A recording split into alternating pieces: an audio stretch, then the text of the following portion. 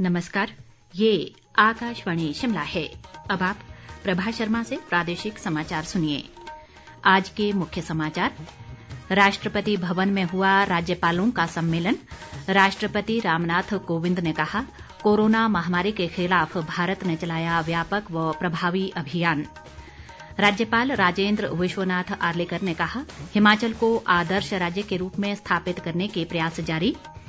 मुख्यमंत्री जयराम ठाकुर ने लोक निर्माण विभाग को निर्माण कार्यों में गुणवत्ता का विशेष ध्यान रखने के दिए निर्देश।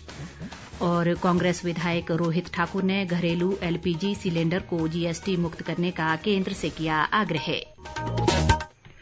अब समाचार विस्तार से। राष्ट्रपति रामनाथ कोविंद ने कहा है कि कोरोना महामारी के खिलाफ भारत ने व्यापक और प्रभावी अभियान चलाया है। राष्ट्रपति भवन में आज राज्यपालों और उपराज्यपालों के एक सम्मेलन में उन्होंने कहा कि सभी कोविड योद्धाओं ने महामारी से निपटने में समर्पण भाव से कार्य किया है। राष्ट्रपति ने कहा कि आज देश में 108 करोड़ से अधिक कोविड रोधी टीके लगाए गए हैं और अभियान निरंतर जारी है। उन्होंने कहा कि सरकार की पहल और वैज्ञानिकों के प्रयासों से भारत ने वैक्सीन विकसित की है। उपराष्ट्रपति एम वेंकैया नायडू, प्रधानमंत्री नरेंद्र मोदी और गृह मंत्री अमित शाह ने भी सम्मेलन में शिरकत की।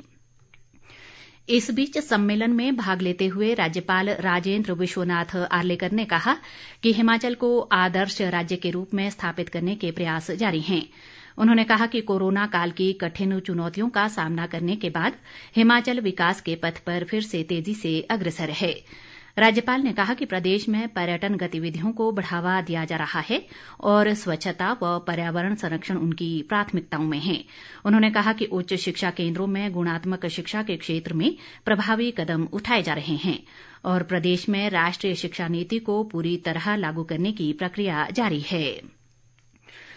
मुख्यमंत्री जयराम ठाकुर ने लोक निर्माण विभाग को निर्माण कार्यों में गुणवत्ता का विशेष ध्यान रखने के निर्देश दिए हैं। उन्होंने कहा कि इस संबंध में किसी भी तरह की लापरवाही को सहन नहीं किया जाएगा। शिमला में आज विभाग के अधिकारियों के साथ बैठक में उन्होंने कहा कि राज्य में सड़कों के उचित रखरखाव और निर्माण को सर्वोच्च प्राथमिकता देना अनिवार्य है। मुख्यमंत्री ने ये भी स्पष्ट किया कि राज्य सरकार लापरवाह अधिकारियों के खिलाफ कार्रवाई सुनिश्चित करेगी। उन्होंने कहा कि विभाग ने अब तक बेहतरीन कार्य किया है और कोविड महामारी के दौर में भी तय किए गए अधिकतर लक्ष्यों को पूरा किया गया है। पीडब्ल्यूडी डिपार्टमेंट ने अच्छा काम किया है और जो टारगेट्स हमने दिए थे उन टारगेट्स के काफी करीब पहुंचे। बरसात लंबी होने के बावजूद भी और उसके साथ साथ में कोविड का इम्पैक्ट होने के बावजूद भी हर क्षेत्र में, चाहे वो टायरिंग का है, चाहे वो कनेक्टिविटी का है और चाहे वो हमारा रोड की लेंथ को बढ़ाने का काम पूरे प्रदेश का डिपार्टमेंट ने किया है, वो अच्छा किया है। और हमने कुछ टारगेट्स तय किए हैं आने वाले समय के लिए और उन टारगेट्स को पूरा करने के लिए डिपार्टमेंट को कहा है और बजट सत्र से पहले हम कोशिश करेंगे, एक बार फिर से रिव्यू करेंगे ताकि हम अच्छी तरह से हिमाचल प्रदेश को कनेक्टिविटी दे सकें। जयराम ठाकुर ने बताया कि केंद्र सरकार से प्रदेश में प्रधानमंत्री ग्राम सड़क योजना के तहत अब तक करीब 22,000 किलोमीटर लंबाई की 3,683 सड़कों की स्वीकृति मिल चुकी है। मुख्यमंत्री ने विभाग के फील्ड अधिकारियों को हर पखवाड़े कार्यों की प्रगति की समीक्षा करने और इनकी नियमित निगरानी के भी निर्देश दिए। केंद्रीय स्वास्थ्य मंत्री मनसुख मांडविया ने राज्यों और केंद्र शासित प्रदेशों से सभी पात्र नागरिकों का कोविड टीकाकरण सुनिश्चित बनाने का आग्रह किया है। राज्यों के स्वास्थ्य मंत्रियों के साथ बातचीत में उन्होंने हर घर दस्तक अभियान को आगे ले जाने और लोगों को टीके की दोनों खुराक लेने के लिए प्रेरित करने पर भी बल दिया। स्वास्थ्य मंत्री ने बताया कि अब तक 75% आबादी को टीके की पहली जबकि 38% आबादी को दूसरी डोज लग चुकी है। उन्होंने पूर्ण टीकाकरण का संदेश आगे ले जाने के लिए बच्चों की मदद लेने को भी कहा है। जल शक्ति मंत्री महेंद्र सिंह ठाकुर ने अधिकारियों को जल जीवन मिशन के तहत कुल्लू में चल रहे कार्यों को गति देकर इन्हें तय समय में पूरा करने के निर्देश दिए हैं। कुल्लू में एक बैठक में उन्होंने कहा कि मिशन के तहत सभी घरों को नल की सुविधा उपलब्ध होनी चाहिए और कोई भी घर इससे वंचित न रहे। महेंद्र सिंह ठाकुर ने पेयजल योजनाओं के निर्माण कार्यों के लिए बड़े जल स्रोतों का उपयोग करने पर बल दिया ताकि लोगों को समुचित मात्रा में पानी मिल सके। उन्होंने बताया कि सिंचाई व बाढ़ से सुरक्षा के लिए अलग विंग बनाए जा रहे हैं, जिससे बाढ़ग्रस्त क्षेत्रों में लोगों की उपजाऊ भूमि को संरक्षित करने की सुविधा मिलेगी। शहरी विकास मंत्री सुरेश भारद्वाज ने कहा है कि शिमला में स्मार्ट सिटी के अधिकतर कार्य आगामी 31 मार्च तक पूरे कर लिए जाएंगे। इनमें पार्किंग और ओवरब्रिज का निर्माण शामिल है। शिमला में एक बैठक में उन्होंने बताया कि शहर में सड़कों को चौड़ा करने और छोटे पार्किंग स्थल बनाने पर बल दिया जा रहा है। स्वास्थ्य मंत्री राजीव सैजल ने कहा है कि राज्य सरकार गौ सेवा की दिशा में समर्पित होकर कार्य कर रही है। गोपाष्टमी के मौके पर आज सोलन में एक समारोह में उन्होंने कहा कि देश व प्रदेश में भारतीय नस्ल की गाय के संरक्षण व संवर्धन के लिए अनेक योजनाएं लागू की गई हैं।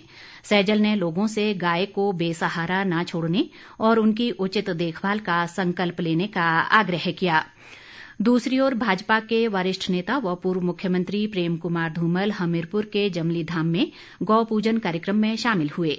उन्होंने कहा कि प्रदेश में आज बड़ी संख्या में गौशालाएं चल रही हैं और सरकार भी गौ सदनों का निर्माण करवा रही है ताकि गौवंश सड़कों पर बेसहारा न घूमे। धूमल ने लोगों से सामर्थ्य के अनुसार देसी गाय अनिवार्य रूप से पालने का आग्रह किया। कांग्रेस नेता व जुब्बल कोटखाई से विधायक रोहित ठाकुर ने केंद्र सरकार से घरेलू एलपीजी सिलेंडर को जीएसटी से मुक्त करने की मांग की है। एक बयान में उन्होंने कहा कि वर्ष 2014 में घरेलू गैस की कीमत 410 रुपए थी और अब जीएसटी वसूल करने से ये कीमत 144% बढ़ चुकी है। ऐसे में सिलेंडर की कीमत 1000 से पार पहुंच गई है। रोहित ठाकुर ने केंद्र सरकार से प्राइस इंडेक्स के अनुसार एलपीजी गैस पर डीबीटी के माध्यम से अनुदान देने की मांग की है।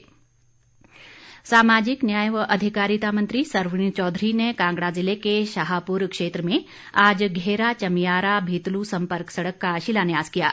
नाबार्ड के तहत बनने वाली इस सड़क से क्षेत्र के 8 गांवों के करीब 3000 लोग लाभान्वित होंगे। सरवीण चौधरी ने कहा कि शाहपुर क्षेत्र का सर्वांगीण विकास उनकी प्राथमिकता है और सड़क, बिजली, स्वास्थ्य, शिक्षा व पेयजल उपलब्ध करवाने के लिए वे प्रयासरत हैं। श्रम विभाग द्वारा कांगड़ा जिले में जसवां परागपुर के नंगल चौक में आज श्रमिकों के लिए जागरूकता शिविर लगाया गया। उद्योग मंत्री बिक्रम ठाकुर की अध्यक्षता में हुए इस शिविर में कामगारों के कल्याण के लिए चलाई गई योजनाओं की जानकारी दी गई। उद्योग मंत्री ने कहा कि भवन व अन्य सन्निर्माण कामगार कल्याण बोर्ड से पंजीकृत श्रमिकों को सरकार जीवन भर विभिन्न योजनाओं के तहत लाखों रुपए की आर्थिक मदद देती है। वन मंत्री राकेश पठानिया ने कहा है कि राज्य सरकार सबका साथ सबका विकास के उद्देश्य से कार्य कर रही है। कांगड़ा जिले के नूरपुर क्षेत्र में आज 2 संपर्क मार्गों के शिलान्यास अवसर पर उन्होंने कहा कि सरकार सड़क निर्माण, विशेष रूप से ग्रामीण क्षेत्रों में सड़कों के विस्तार को विशेष प्राथमिकता दे रही है। उन्होंने कहा कि प्रधानमंत्री नरेंद्र मोदी के नेतृत्व वाली केंद्र सरकार ने भी गरीबों के हितों को सर्वोपरि रखकर कार्य किया है। खाद्य आपूर्ति मंत्री राजेंद्र गर्ग ने घुमारवीं विधानसभा क्षेत्र में आज रपैड़ से छांब रोपा भंजवाणी सड़क का लोकार्पण किया। उन्होंने कहा कि बीते 3.5 वर्षों में घुमारवीं क्षेत्र में 110 संपर्क सड़कों का निर्माण किया गया है। उन्होंने कहा कि सड़कें ग्रामीण आर्थिकी व विकास की भाग्य रेखाएं हैं। ऐसे में हर गांव को सड़कों से जोड़ना सरकार का लक्ष्य है। अंत में मुख्य समाचार एक बार फिर। राष्ट्रपति भवन में हुआ राज्यपालों का सम्मेलन। राष्ट्रपति रामनाथ कोविंद ने कहा, कोरोना महामारी के खिलाफ भारत ने चलाया व्यापक व प्रभावी अभियान। राज्यपाल राजेंद्र विश्वनाथ आर्लेकर ने कहा, हिमाचल को आदर्श राज्य के रूप में स्थापित करने के प्रयास जारी। मुख्यमंत्री जयराम ठाकुर ने लोक निर्माण विभाग को निर्माण कार्यों में गुणवत्ता का विशेष ध्यान रखने के दिए निर्देश। और कांग्रेस विधायक रोहित ठाकुर ने घरेलू एलपीजी सिलेंडर को जीएसटी मुक्त करने का केंद्र से किया आग्रह। इसके साथ ही ये समाचार बुलेटिन समाप्त हुआ। नमस्कार।